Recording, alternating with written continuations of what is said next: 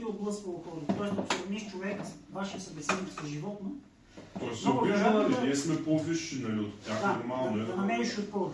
Да. Така че трябва обаче да кучето, ако го сравниш с прасето, вече там става малко по-интересно, защото прасето реално е по-умно от кучето. Нали, средностатистически. Да. Така че трябва много внимателно и много индивидуално да подхождаме, нали, в нашите разговори, като ултимативната цел, нали, според мен, аз четох няколко статии по темата и също това е моето наблюдение, че поне моите лични най-успешни разговори са когато успявам да накарам събеседника си да се постави на място на животното. Когато успее да си представи, че е в кланицата на място на животното.